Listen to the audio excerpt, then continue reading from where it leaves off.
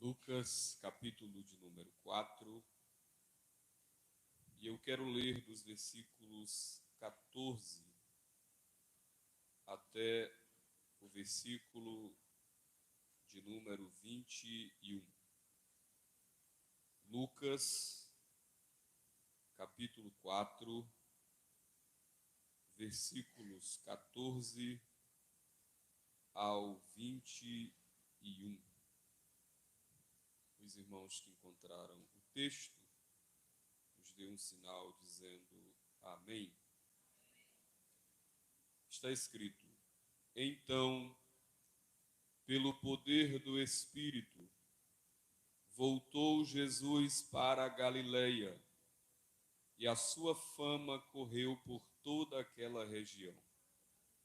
Ele ensinava nas suas sinagogas e por todos era elogiado. Chegou a Nazaré, onde fora criado. Entrou num dia de sábado na sinagoga, como era seu costume, e levantou-se para ler. Foi-lhe dado o livro do profeta Isaías. Ao abrir o livro, achou o lugar onde estava escrito: O Espírito do Senhor está sobre mim, porque ele me ungiu para anunciar boas novas aos pobres. Enviou-me para proclamar liberdade aos cativos, dar vistas aos cegos, para libertar os oprimidos e anunciar o ano aceitável do Senhor. Fechando o livro, devolveu-o ao assistente e assentou-se. Os olhos de todos na sinagoga estavam direcionados para ele. Então começou a dizer-lhes: Hoje se cumpriu esta escritura que acabastes de ouvir. Queridos irmãos, como o irmão Eric aqui já adiantou, o tema escolhido para os nossos cultos de missões neste mês de setembro, em todas as Assembleias de Deus em Lago da Pedra, ligadas ao nosso ministério, é as marcas de um verdadeiro missionário. E nesta noite eu quero falar sobre este tema com base na vida do maior de todos os missionários, Cristo Jesus. Jesus. Pois, como nós costumamos dizer,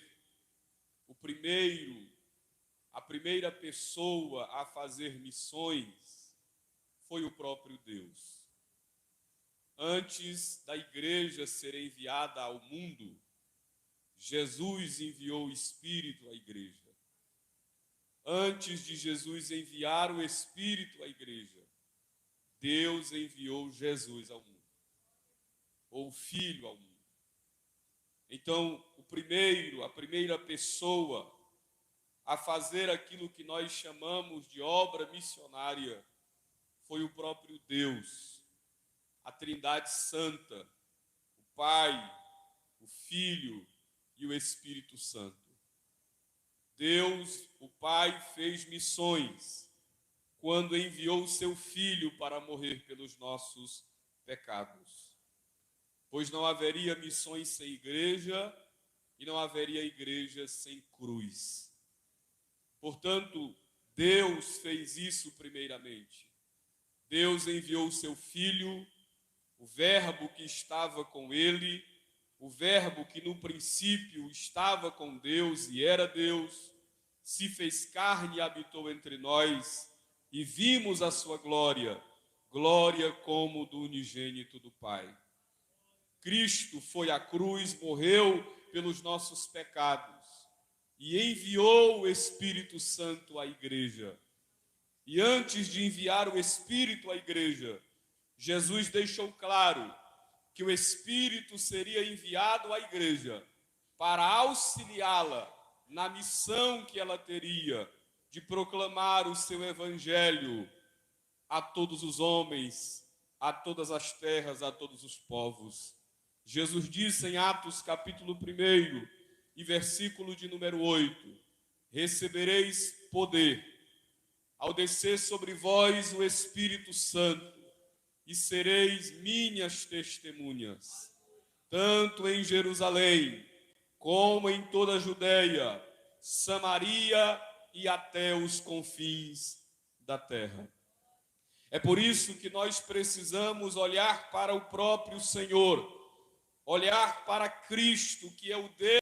Quais são outras marcas, além das que aqui já foram ditas pelo nobre obreiro, que marcam a vida de um verdadeiro missionário, que relata o momento em que Jesus estava na sinagoga e foi-lhe dado o livro do profeta Isaías, e ali Jesus leu uma profecia que dizia respeito exatamente à missão que Cristo tinha para cumprir na terra.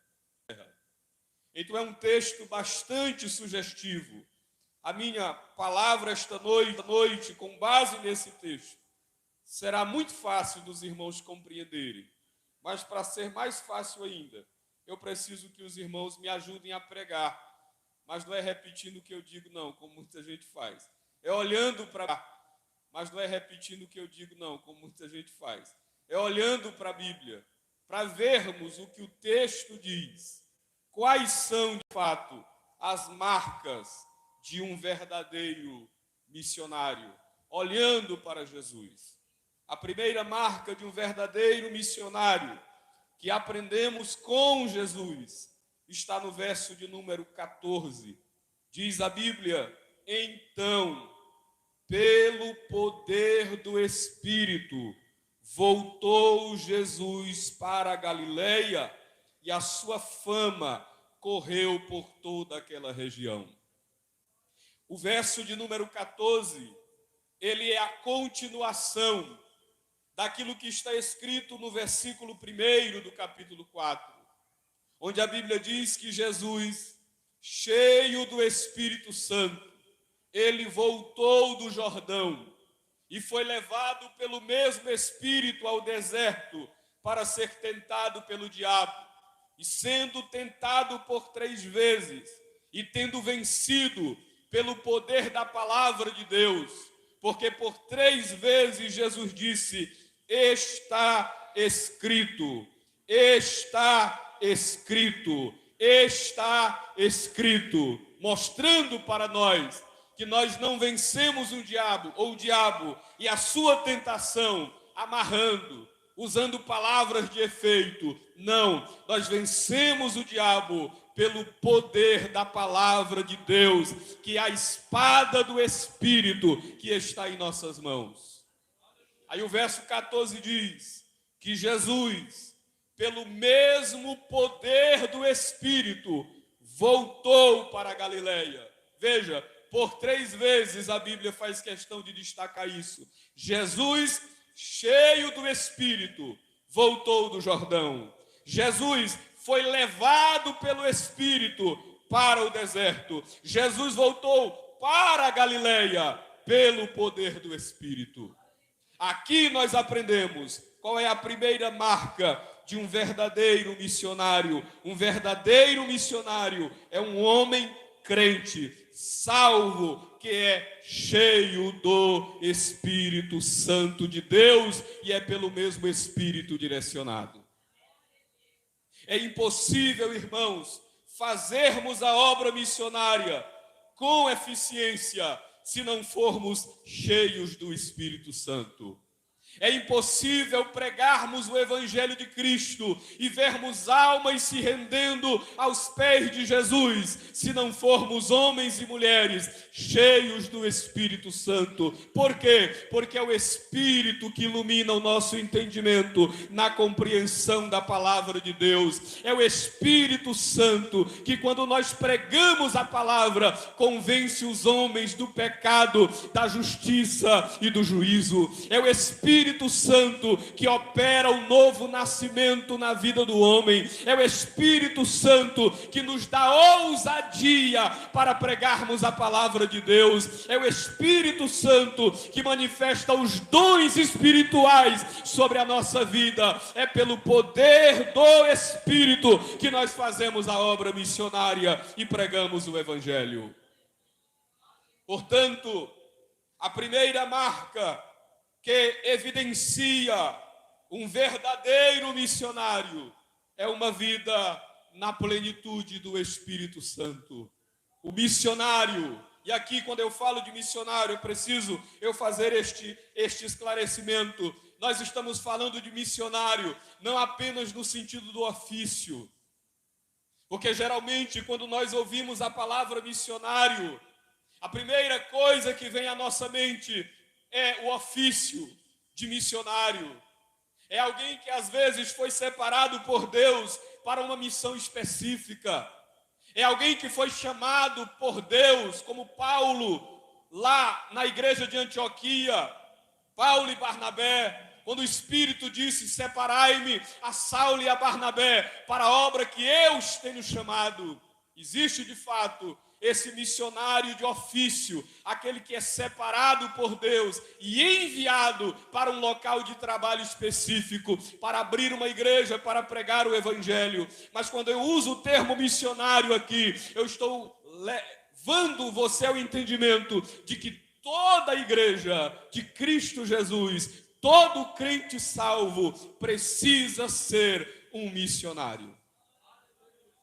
Embora nós não sejamos, às vezes, missionários de ofício, embora muitos de nós, talvez a maioria dos que estão aqui, não serão chamados para um campo específico para fazer a obra missionária. Talvez alguns dos que estão aqui, se não a maioria, nunca serão chamados para ir para o outro lado do mundo e às vezes nem mesmo cruzar as fronteiras do estado para pregar o Evangelho. Mas todo crente salvo é chamado para falar de Cristo onde estiver, em casa, na rua, no trabalho, na escola, nas reuniões públicas, em todos os lugares. Nós somos convocados por Jesus para dizermos que Ele salva, cura, batiza no Espírito Santo e brevemente voltará.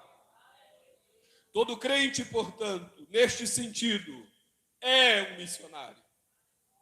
Todo crente, portanto, que é um missionário, precisa ser alguém cheio do Espírito Santo de Deus.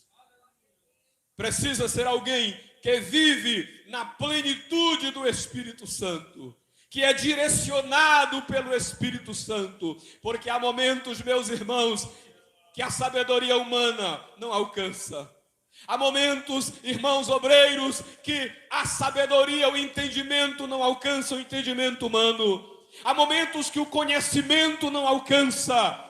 Há momentos que somente o Espírito Santo de Deus, iluminando a nossa mente, é capaz de nos dar poder e autoridade para falarmos do seu Evangelho. Por isso que nós precisamos viver constantemente cheios do Espírito Santo. Cheios do Espírito Santo. O conhecimento é importante. Eu sou um defensor que todo pregador precisa estudar para ter mais e mais conhecimento. Mas nada disso tem valor sem o poder do Espírito Santo. Nada disso tem valor sem a direção do Espírito Santo em nossas vidas, nos guiando, nos dando poder, nos dando autoridade para falarmos de Cristo Jesus. Se até mesmo Jesus, o maior de todos os missionários, ele disse: o Espírito de Deus está sobre mim, porque me ungiu para evangelizar. Agora imagine nós, que não somos os donos da casa, nós somos os servos da casa, nós somos os serviçais. Se o dono da casa, que é Jesus, disse que foi cheio do Espírito Santo para evangelizar, agora imagine os serviçais que somos nós. Nós é que precisamos mais ainda sermos cheios do Espírito Santo. E como é que nós somos cheios do Espírito Santo, meus irmãos? É nos portando como aqueles irmãos no dia de Pentecostes estavam, reunidos no mesmo lugar, quando de repente veio do céu um som, como de um vento veemente e impetuoso, e encheu toda a casa em que estavam assentados, e todos foram cheios do Espírito Santo. Todos. Porque o enchimento do Espírito não é para uma classe privilegiada da igreja. O enchimento do Espírito é para todo cristão salvo em Cristo Jesus, o nosso Senhor. Essa é a primeira marca. Você quer de fato fazer a obra de Deus com eficiência, com êxito?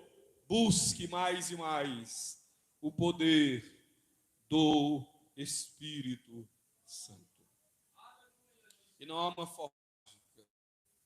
Eu quero dizer, a fórmula é aquela que a Bíblia ensina.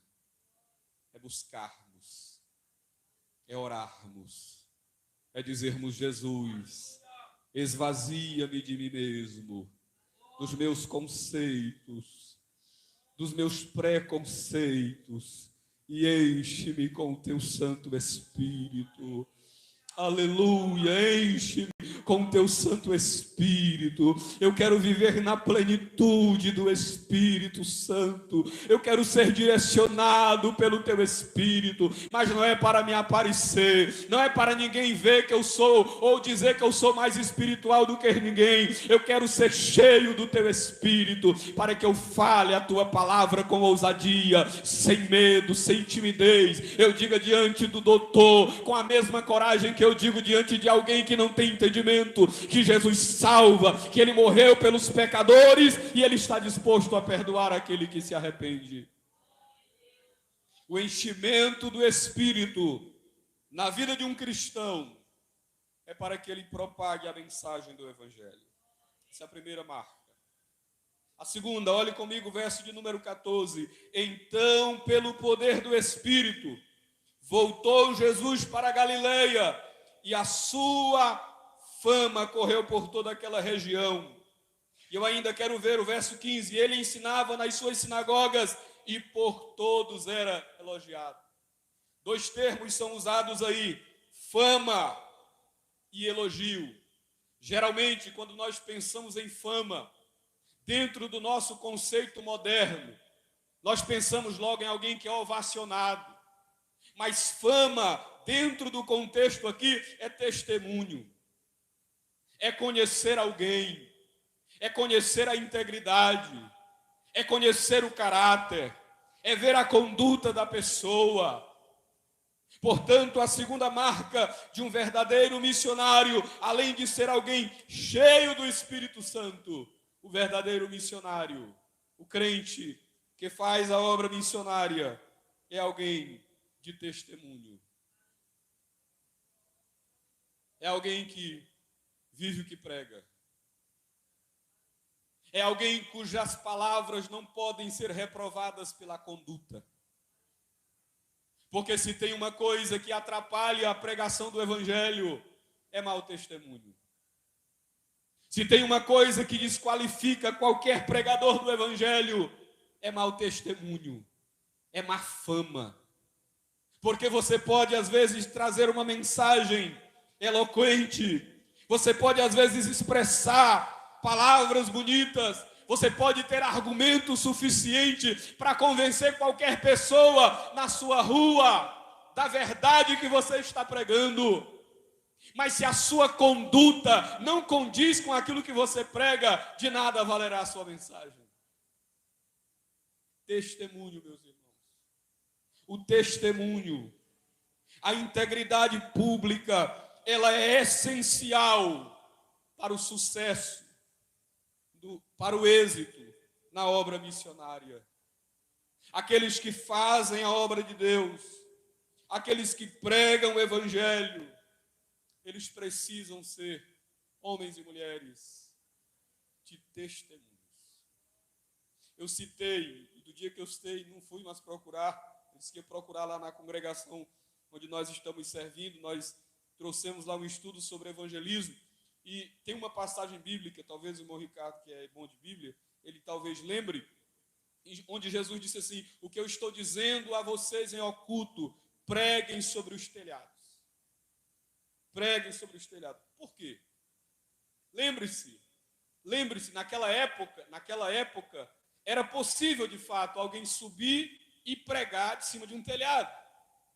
Porque as casas não eram feitas de telhas, como a gente conhece, telhas convencionais como essas. As casas eram cobertas por uma espécie de laje, claro que não era de concreto, não existia isso na época. E a parte de cima, o terraço, era usado geralmente para proferir discursos, ou até mesmo para qualquer tipo de reunião. Aí Jesus disse: o que eu estou dizendo a vocês aqui em oculto, preguem sobre os telhados. Preguem sobre os telhados. Agora pense bem, meus irmãos. A minha pergunta é, aliás, a minha questão é, nós precisamos ter um testemunho tão íntegro que nós sejamos capazes de pregar em cima do telhado. E ninguém dizer assim: ei, rapaz, desce daí. O que tu está dizendo, ou a maneira como que tu vive, como você vive, não deixa eu ouvir aquilo que você está dizendo. Nós precisamos ter testemunho para pregar, sem sermos reprovados. E se alguém procurar alguma coisa para nos acusar, que seja contra o que nós cremos, como fizeram com Daniel. Daniel era um homem tão íntegro que eles procuraram de todas as formas, era um missionário na Babilônia, como nós somos em um mundo perdido, que procuraram de todo jeito, vamos caçar um defeito, uma falha de caráter, não encontraram, de jeito nenhum. Aí criaram um plano e disseram assim: agora a gente vai fazer uma forma desse Daniel ou se voltar contra o rei ou contra o Deus dele. Porque nós vamos botar ele agora numa guilhotina aqui, numa encruzilhada. Ninguém vai poder orar durante 3 meses a outra pessoa senão ao rei. Ou nós acaba com a fé de Daniel, ou acaba com a vida dele agora.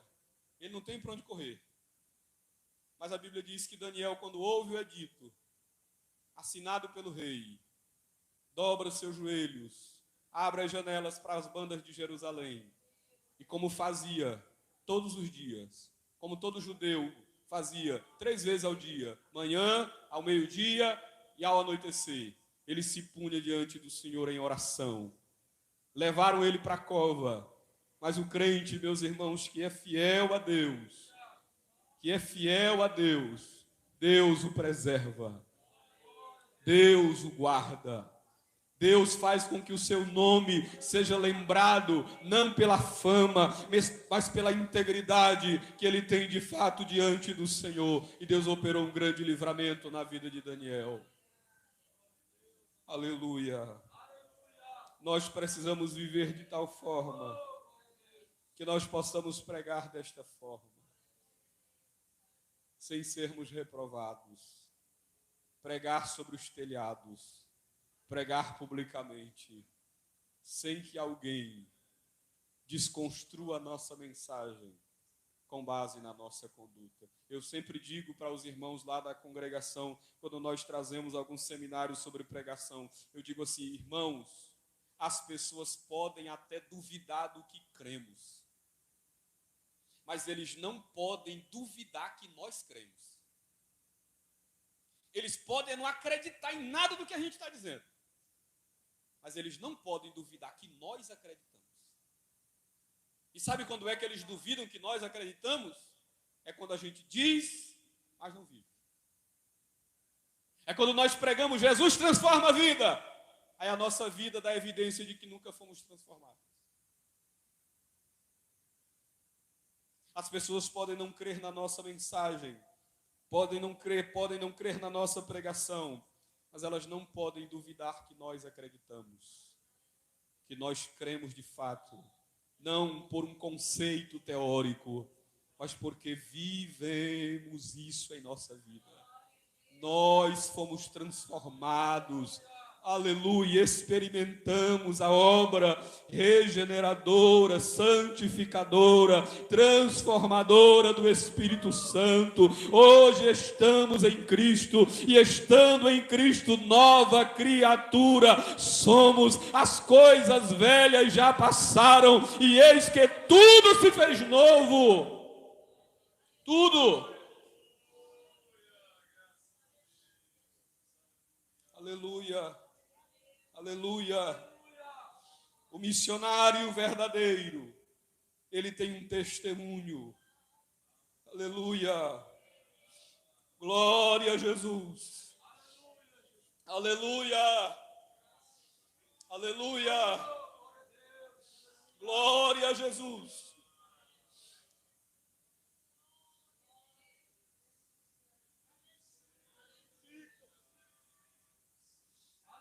Aleluia! Bendito seja o nome do Senhor. O verdadeiro missionário tem um testemunho que não pode ser reprovado. Terceiro lugar, diz a Bíblia no verso 14 ainda, e no verso de número 15, que Jesus ensinava nas sinagogas e por todos era elogiado. Chegou a Nazaré, onde fora criado, entrou num dia de sábado na sinagoga, como era o seu costume. A sinagoga naquela época funcionava como uma espécie de congregação. Era onde os judeus que viviam em regiões distantes de Jerusalém, que era o centro da religiosidade judaica, se reuniam para ler a lei, para cantar os salmos, para ouvir a explicação da lei, para orar, que era no que se resumia, no que se definia o culto do judeu. Ler, ouvir a explicação da lei, cantar os salmos, que era uma espécie de harpa cristã, como nós usamos, e orar ao Senhor. Todos os sábados, os judeus se reuniam na sinagoga para louvar ao Senhor, para ouvir a palavra, para orar, para cantar os salmos. E a Bíblia diz que Jesus, como era de costume, fez isso lá também.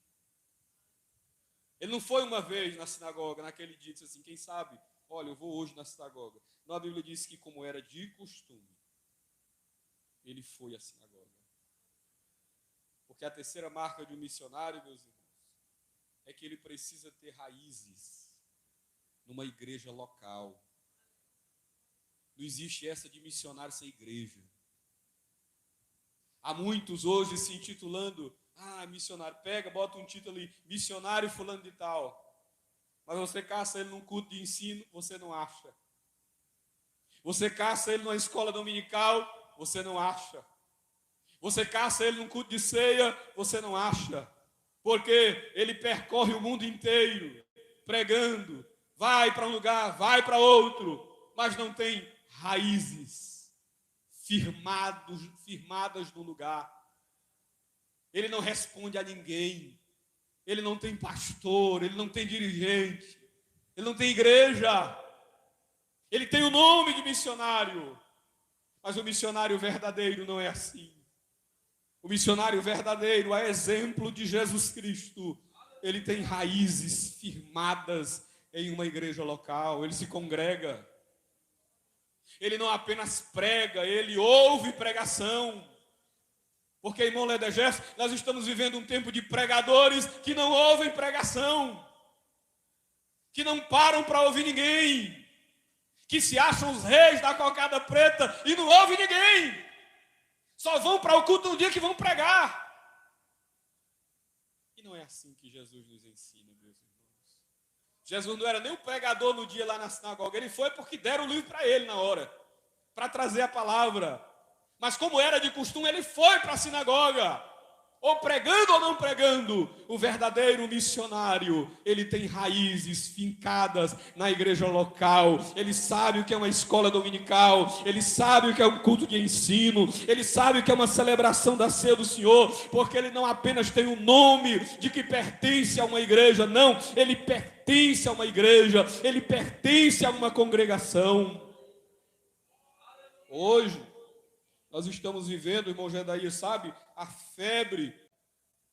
Ele não tem tempo para parar. Irmãos, eu não acredito em um chamado de ninguém que tire essa pessoa da igreja local. Porque ele não tem tempo para ir para a igreja, para uma congregação, para congregar. Para congregar. Deixa eu ver do irmão aqui. Ele é cantor. Ele está congregando. Eu falei aqui porque eu lembrei de alguém que eu conheço, de um cantor que eu conheço, que ele não vai.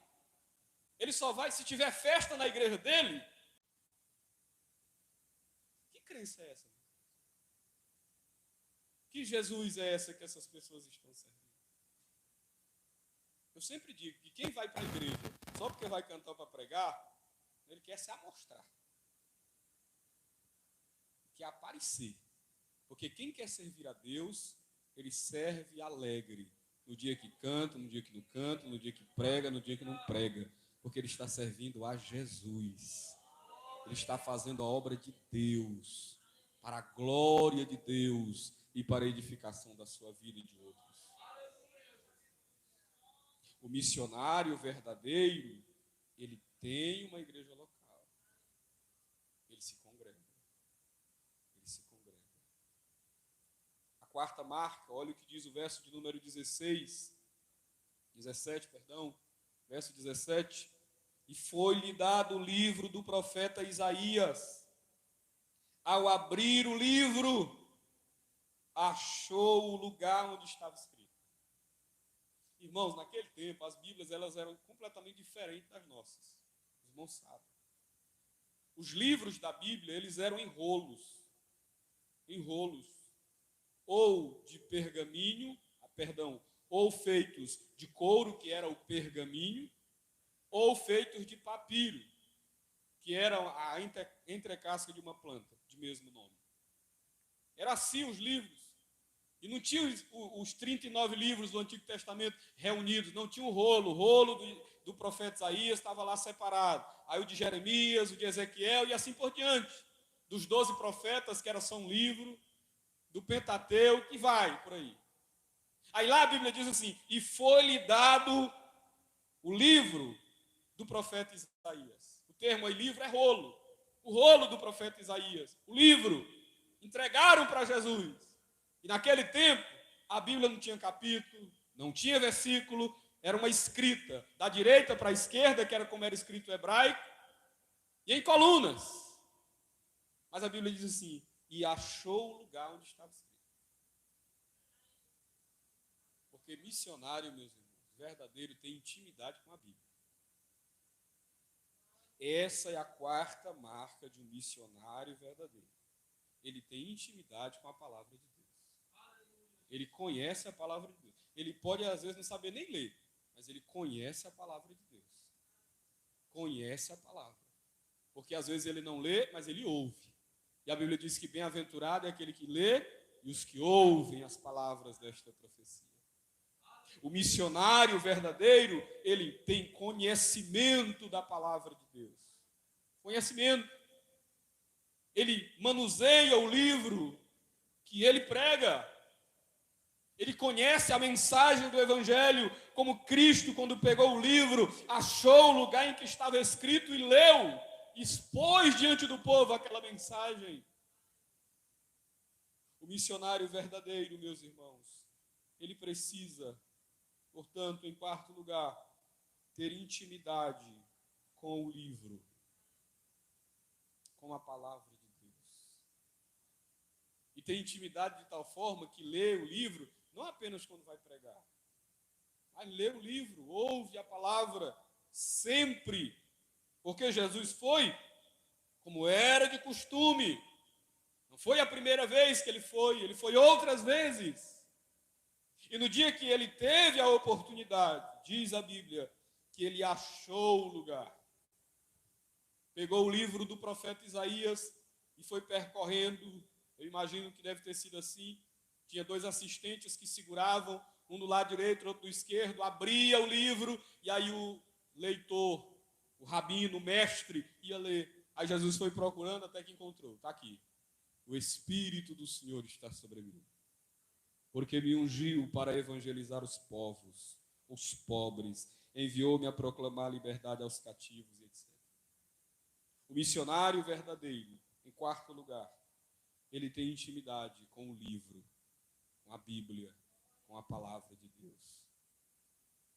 Ele não vai pregar a história da carochinha, ele não vai falar da vida do outro, ele vai pregar Jesus como está expresso no Evangelho. Ele vai pregar a palavra, ele não vai enrolar, ele vai pregar a palavra, expor a palavra, explicar a palavra, aplicar a palavra ao coração do pecador. E em último lugar, eu encerro. Verso 18, Jesus disse: o Espírito do Senhor está sobre mim, porque ele me ungiu para anunciar boas novas aos pobres, proclamar liberdade aos cativos, dar vistas aos cegos, pôr em liberdade os oprimidos e anunciar o ano aceitável do Senhor. O missionário verdadeiro, o crente em Jesus, que é um missionário de fato, é aquele que reconhece que o ser humano, que os homens estão em estado de perdição e de miséria espiritual